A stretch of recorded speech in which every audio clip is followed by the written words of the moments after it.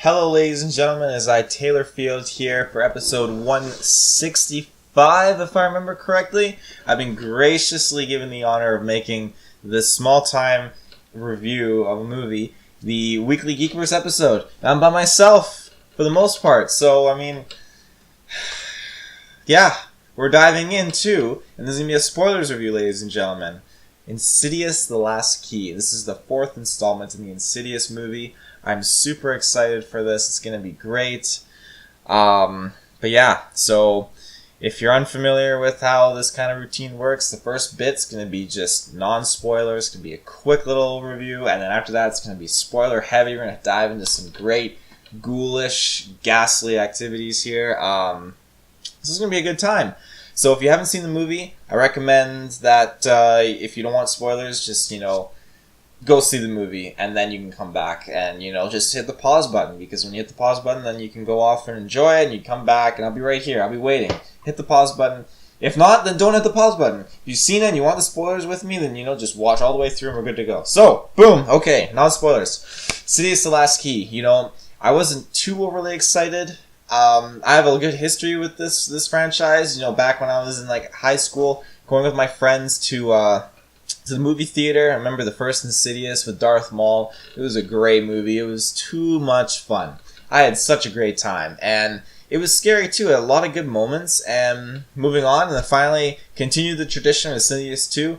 And I thought, this franchise is just pulling me in.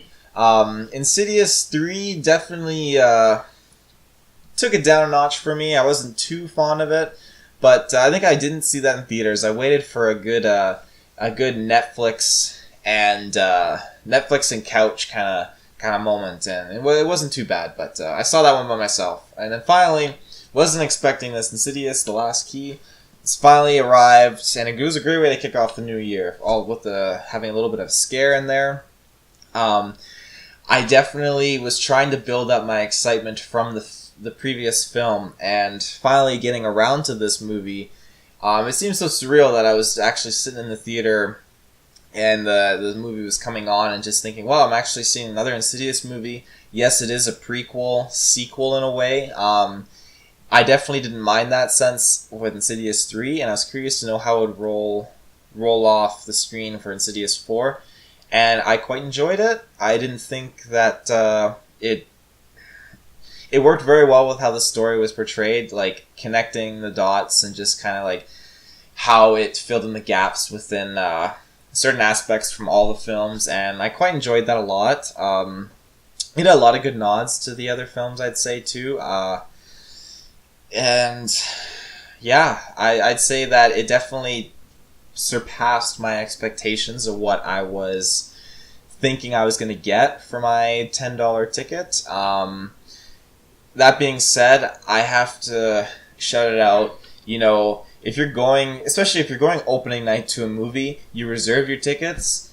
Don't talk in the damn movie. Oh my god, these two people behind us, and literally, I kid you not, there was a moment in the movie where something happens, and the person behind me questioned, and I heard them say it. They whispered it to their significant other. They said, "Why?" Thinking, what the hell? Who gives a shit? Why, what? It's a movie. There's ghouls going off and everything. You don't have to say why. I'm sorry I'm raging, but I just had to get that out. Just don't talk.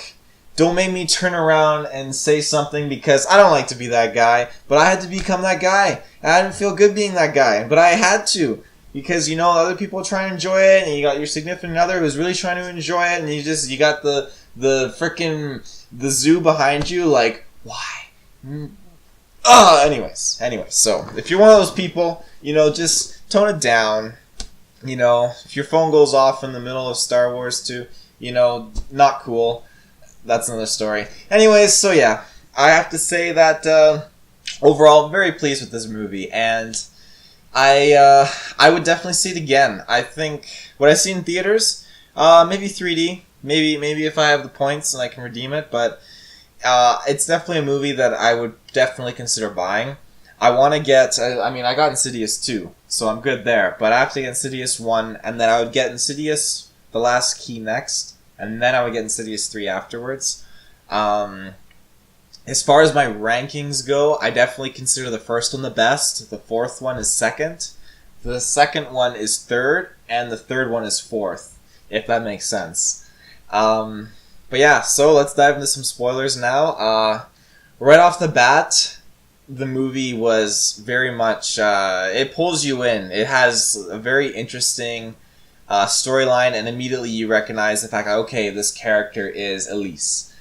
Excuse me. She is the main character throughout most of the movies for the most part. Well, not the main character, but a main plot character, I should say. And finally, we get to dive into her history. She's a little girl, and she's getting like talked down to by her dad and all this baloney stuff. And obviously, she has her connection with spirits and ghosts right away. Her mom believes her, and it doesn't take long before the world goes upside down, and it's just bonkers. And there's some ghosts doing baloney stuff, and somehow she gets lured down the stairs.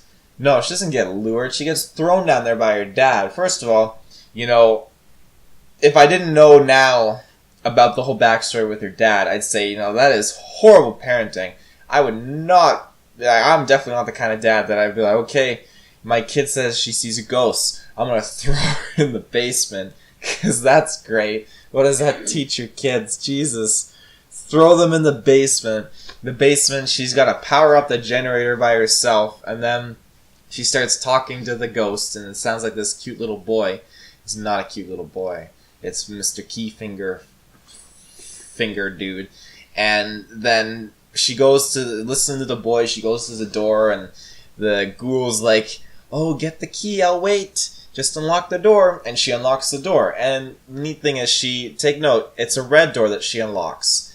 And in the original Insidious 1, the red door was a main plot of the story. So just take that and remember that, because it'll connect to it'll connect the dots to something else that I'm going to dive into later on, that I kind of deciphered and figured out on my own.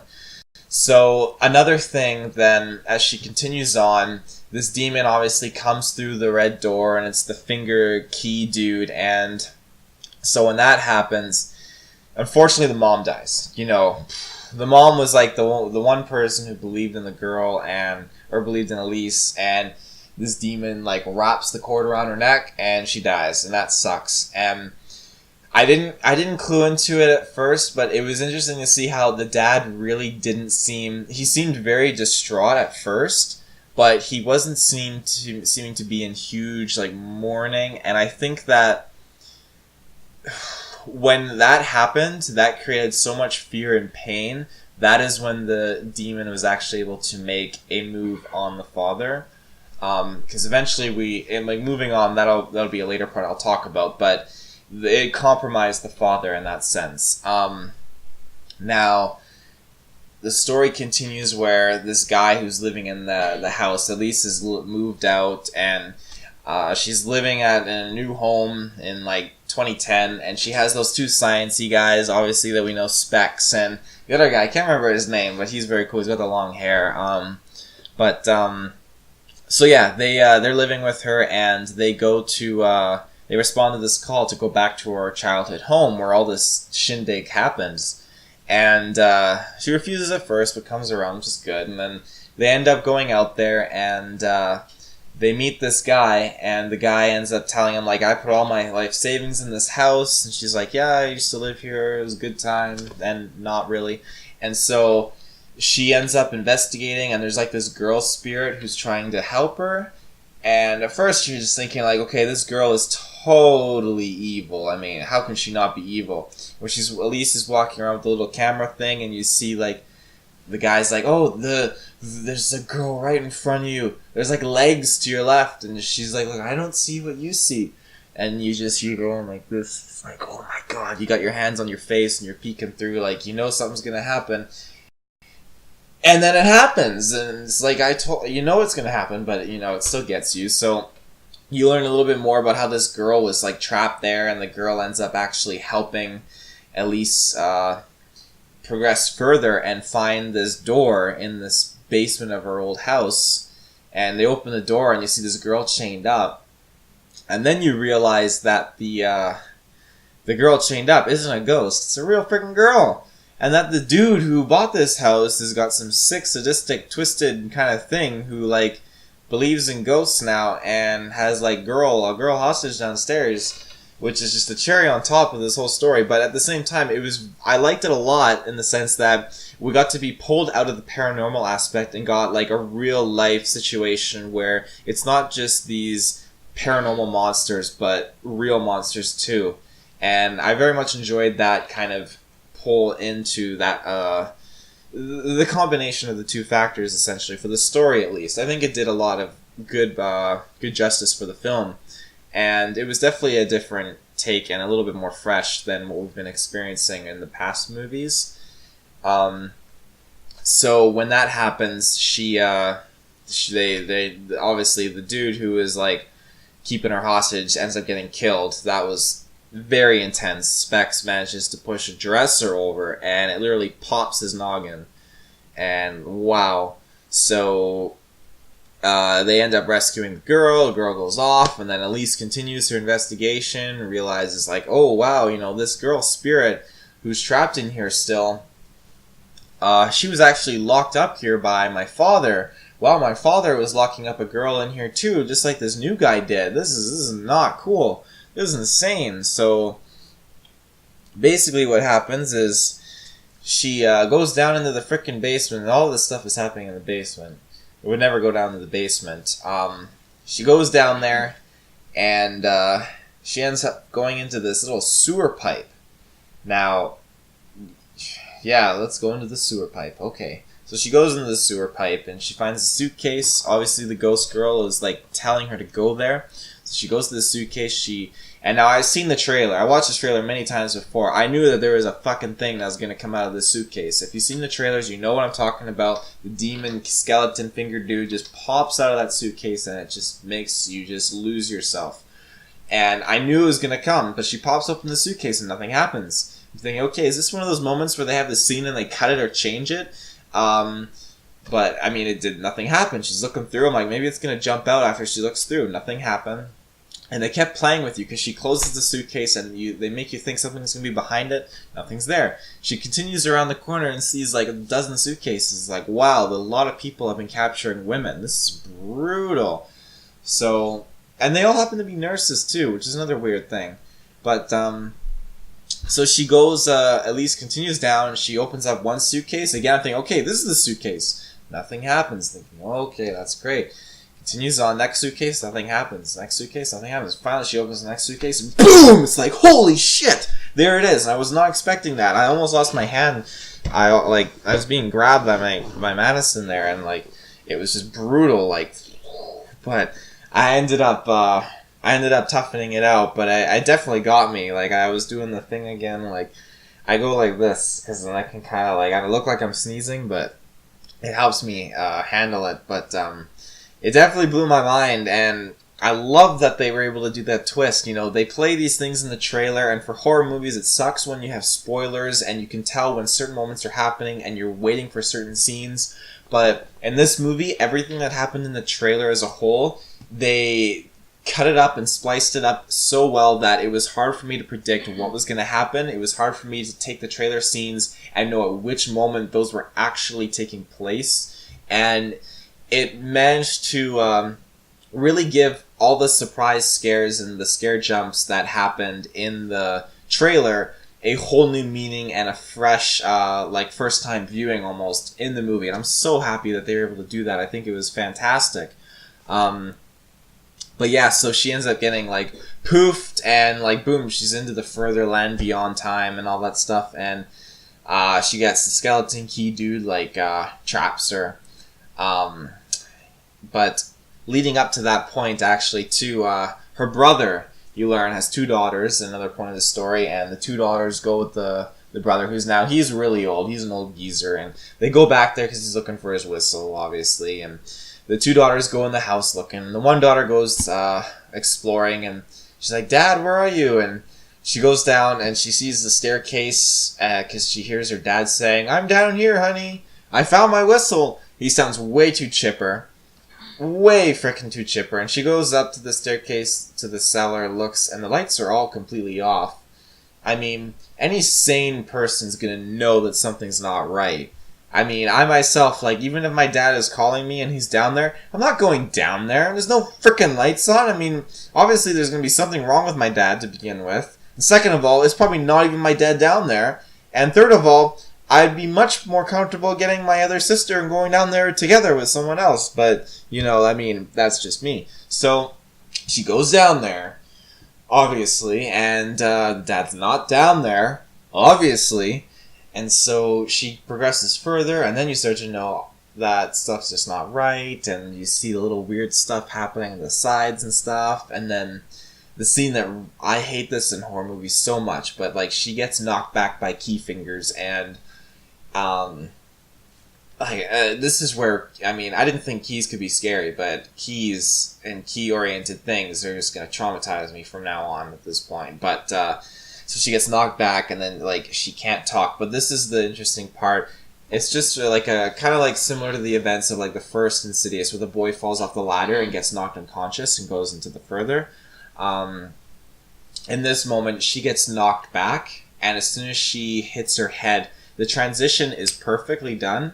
But as soon as she hits her head after being knocked back, she's thrown into the further. That's why the next scene that happens when Key Fingers, you know, is like on the chair and is like, starts doing the weird, like, the ring crawl where, like, the girl, like, he's just, like, got his hands and he starts doing the weird crab frontal walk and stuff and, like, crawls toward her, what I hate, and it starts to speed up even more and it's even worse. But the entity makes its way on top of her and, like, uses the key and puts the key in her throat, turns her voice off, and then, like, cuts her heart or something like that. I don't know, it's weird stuff. And, then ends up trapping her. Same, actually, way as he just trapped Elise. They're both trapped in the same place. Now that Elise is in this place, she actually learns that her father wasn't really a bad man who was throwing her, like being an ass, but was really just scared. The father was actually aware of this Key Fingers dude, and the reason the father abducted that girl was because the father was actually being possessed. And then the other guy who we met and at least went to actually help, you learn that he was actually possessed too. And that's where this continues on, that all of these, seems house owners through the decades have been getting possessed by this frickin' entity thing. And that's not good. That's really bad. So what they do to stop that, Elise is obviously in shackles, and so is the other niece, and there's still one sister, though. And she teams up with Specs and the other dude. And they put her in a trance, and I have to say, the comedy between the two dudes was great. It was nice to have a little bit of an uplifting moment and just kind of breathe a sigh of relief and just think, oh, it's nice just to kind of step back from, all the action and the scares and just kind of be reminded that, there's a little bit of humor out there, and it feels very nice to just, soil the fear with a little bit of comedy. And the timing of it was very well done, and it fit the two characters very well, and I'm glad we got to see a bit more of them, actually, as opposed to the other films. So they help the girl, the sister goes off, ends up saving Elise, but then gets captured, and the finger dude is just like holding them on chains and starts tripping out and is like, woo! And does this howling monkey thing. And then after that, Elise gets the whistle that was like all the rage for her family and blows it. And I like this because it displays the power of an angel in this sense, and how effective Elise essentially is in this world too. And when we learn in Insidious 2, how after you pass, like how powerful you can be when you go to the light. And so when she blows the whistle, her mom, who is back from the dead now, not in reality, but in like the further, comes back and like just kicks the shit out of this demon. Boom, backhand discipline, kicks the crap out of the demon and disappears. And so the mom like escorts them back to their bodies. It's all great. But the cool thing is, now if you remember what I talked to you about earlier with the red door, so the mom is escorting Elise and her two nieces back to their bodies. Elise opens up one red door, and inside that red door, they encounter the boy from the first movie on his ladder. Now, he's on his ladder, and he falls back, and he hits his head, and that's instantly where he's thrown into the further, and that's why he actually sees Elise and everyone else there. And the thing is, though, Elise and them, they turn around and leave, but they leave the door open. And now, from what I've picked up on this whole thing, at the very beginning of the movie, Elise was so powerful with her skill that opening up these red doors, she was the reason that this key-finger demon was able to come into the real world, was because she opened up his door, his red door, and let him in. Now, I am 100% convinced that the reason Darth Maul went after this little boy was because she opened up that red door, and she left it open, leaving it completely available for Darth Maul to just scoot on in there and get the boy. And we all know, like, that's the whole gist of it. Was in the first movie, the red door upstairs in the attic, that is where the Darth Maul dude was chilling at. So we know that's the same door now that Elise left open, giving an entryway into the boy's world. So I'm convinced that that's actually the case. Now, Elise continues on. She gets back to her body and everything. It's all good. Her family is saved. Now, it gets brutal to a point here because, everything's fine and dandy, but she goes to sleep, obviously, and she's freaking out, and it shows you the little boy's room from the first movie, and it's just building up the intensity, and it's zooming in on the window, and holy shit, there's fucking, excuse the language, Darth Maul, ladies and gentlemen. I thought I'd never see this guy again, but he's back, and he's back with a vengeance. Not really, because we've seen the first movie, but he's back nonetheless in prequel sequel form, and I absolutely love that. He was the laughingstock of me and my friends for so long, and it was just so good to see him. Out of all these entities I've seen in movies, he's the one I'm most interested in. I think he's very cool and interesting. I mean, it's not every day you get to see a Sith Lord thrown into a paranormal aspect. I mean, actually, that's not right, because they can be Force ghosts sometimes. Anyways. But,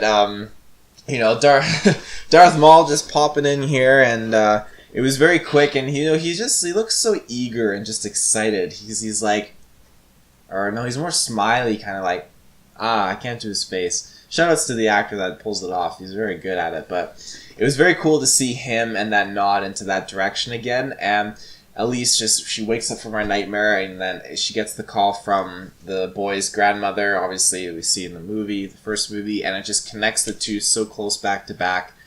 And that's essentially it.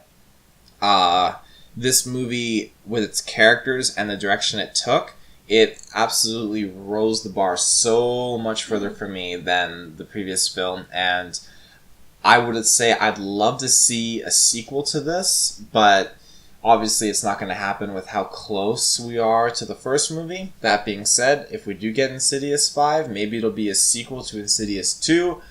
I don't know. I definitely hope we get another one. I think that James Wan has done a great job, but I know he'll probably be busy, like if there's more works to be done with like the Conjuring spin-offs or Conjuring 3 or something. I don't know. I haven't looked into that, but as far as I'm concerned, the characters themselves, like Elise, the actress does a great job at playing like an upbeat, scared, and empowered character that wants to overcome all of these fears and pain. And I love how she's portrayed. And I especially love how in this film it really got to dive into her backstory as a character and what she had to go through from being young to old. It was absolutely fantastic. And getting to know that members of Elise's family were so strong in their ability to go into the further as well, it just added so much to her character. I would love to see a spin-off going off with her nieces and actually them kind of pursuing in this kind of business, because they seemed very interested in what Elise did as well. I definitely really enjoyed all the nods to the other films. I'm trying to think of like any other characters that really did a great job. I mean, The dad was great. I had no idea or any indication that he was probably possessed. I think that was awesome. I had no idea that... I just... The fact, again, that there was a real girl held captive in the basement of this house just really took a spin, and I was not expecting that at all, which I find with horror movies that's really hard to do because you can anticipate when it's coming, you know when the scares are coming, but this, with that plot twist, it really amplified the story, and just what I was expecting was just totally shut out the window. As far as demons go, Key Fingers was definitely freaky deaky, and I would not want to mess with him. I mean, just go to another door. You don't gotta come knocking on my door. That's for sure. I mean, you can let yourself in because you got the keys, but I mean, just don't do it. So, yeah, I think that's basically it. I hope that there's another one. I really do. I think that this was a great boost for the franchise, and yeah. But I'm gonna invite someone over here who's going to give a little bit more. I'm just gonna bounce a couple questions off them because it's not always about giving out my own single kind of opinion. And when I saw this movie with someone here that I want to hear their knowledge because whenever I'm done watching a movie and I always like to bounce it off of people. I love to hear people's reviews. I love to hear other people's opinions. I don't ever consider myself to be always right. I love to hear different perspectives. So I'm gonna invite Madison over here. Yes. So come over here. I'll move this microphone a little bit closer. So I'm going to... Yeah, you were just sitting there being, like, perfectly quiet. So that was perfect. It was kind of hard. Now, did you like the film? Yeah, I thought it was, like, really good. They had some great stuff. There was definitely some real twists to them. I really didn't see the fact that there's going to be real people in there in the basement. Like, that totally caught me off guard. It was great. I think, and it was good to have a prequel and to see how Elise grew up with her powers and how her family thought about it. Mm-hmm. Yeah, absolutely. I totally agree. Now, I had another question for you. How do you feel in the sense, like, compared to the other films, how do you feel ranking-wise? Like, would you put this, like, your second favorite, your most favorite, or is it, like, way at the bottom as fourth? I think because it caught me off guard so much, I think it's my number one for sure. Number one? Number one. Really? By far, yeah. So, after seeing this movie, like, it definitely got me in the mood to, like, okay, I want to watch Insidious 1 now and Insidious 2 and just kind of start the cycle over again. Yeah, because it started you at the beginning of the beginning. And so you kind of just want to go home and you want to watch it all over again. Yeah. And kind of relive it again, because now you know what the future is. Yeah, that's exactly it. It definitely leaves you to want more. Yeah. Which is what you want in a movie. That's perfect. Yeah. So, that being said, now, what was the most scariest moment for you in this movie? Oh, it was definitely... when she was in the sewers and she was opening up the boxes.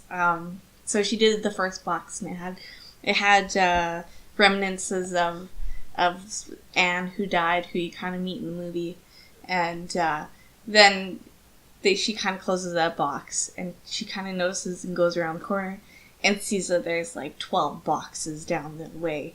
And so she's opening them up. She kind of crawls over there, and it's like, "Don't go back! Don't do it! Don't go down there! Don't do it!" But she's going in. She's going further. She's going around the corner, so this guy can't even see her anymore. And so she's going in, and she keeps on flashing the flashlight like she's gonna see someone down in the sewer with her, and she keeps on flashing it. But she's going through the boxes, and then as the last box, it was like probably the fifth box in, and the demon guy just flies her right out. And I'm surprised that this guy doesn't have scars on the back of his hand, because I was squeezing it, and then when it jumped out, I was like, ah! Alex! I almost lost my hand. He was actually checking at the end of the movie for, like, I scratches. thought there you were know he didn't nails get any, in so... there. I didn't get any, so it's good. Yeah. But, no charges for me. But that definitely was a scary scene. I think it got most people in the audience, to be honest. It was really well done. Yeah, and that's, like I said earlier, that's why I really like that scene, because after seeing that happen in the trailers, I was expecting it to happen, but it wasn't happening when I wanted to expect it, and I love that because, horror movies, they spoil so much in trailers, so if you can take that and reveal things in the trailer, but then add a curve and a twist to it so that it still surprises you in the movie, huge kudos to you. You do a fantastic job. Do you want another Insidious movie? Hell yeah. Yeah? Hell okay. yeah. That's the spirit. Hell yeah, I do. I appreciate you giving me some of your feedback and advice and thoughts on this movie. Yeah, I think that's anything else you want to add on to that, or? No, I think that was good. Yeah, I think that was good. Perfect. Go see it. Go see it. It's fantastic. Thank you, Madison. It's You're much welcome. appreciated. So, I'm gonna end it out here on a high note with giving it a solid. I'm gonna give it an 8.5 out of 10. I'm gonna kick the year off right, and that movie was a solid, high, heavy hitting 8.5, ladies and gentlemen. You know what? It got me good. The only reason I'm not giving it a full 10 out of 10 is because those frickin' people behind me, why? What? Why? They're talking. And, other than that, like, the only other negative that I'll give it is the fact that I feel like this is the last one, and I don't want it to be. If it's not the last one and we get another one, then I'll have to do a re-review of this, and I'll give it the extra points, absolutely. But for now, it's the last one, and I don't want it to be the last one, so I'm taking it down a notch with the score there. But 8.5 is what I'm giving it. It was fantastic. Highly recommend go see it. This movie it had so much surprise and story and humor and fear, and it's great. So go check it out. That being said, we got so much other great content out in the GeekVerse right now. We got our Marvel retrospective, Spider-Man retrospective, we got Rod or Not, Dynamic Duo, we got tons of stuff, and huge important thing, GeekVerse Gauntlet Season 2 is just around the corner. I don't have the official date for you, I was absent-minded, but stay tuned for so many details. You can find all those details in the search bar, ladies and gentlemen. You need your internet connection with your key finger, ghost things, and you can find us in the search bar on Google, or you can find us at Ask Jeeves, whatever, any search engine at all. And what you're going to do is you're going to go into your Facebook. On your Facebook, you're going to type in GeekVerse Space Podcast space bar. Do not type in the word space, because it'll take you somewhere else that I don't even know. I don't even want to go there. It freaks me out. It's the further, and I don't dig that. So when you get there, you're going to find all this awesome stuff, including this podcast and so many more. And it's going to be a great time. It's always a good time. It's Taylor time when the clock doesn't strike 9. And, we're also on Twitter. That's fantastic. Twitter, we're on all these social media platforms. So, there's something for everyone.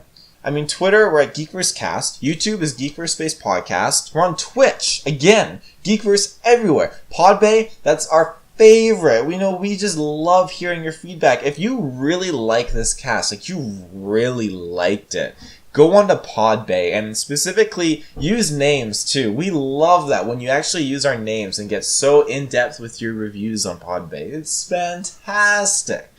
So that being said, I hope you enjoyed this quick little half-hour review, and until next time, I will see you in the search bar. Have a good one.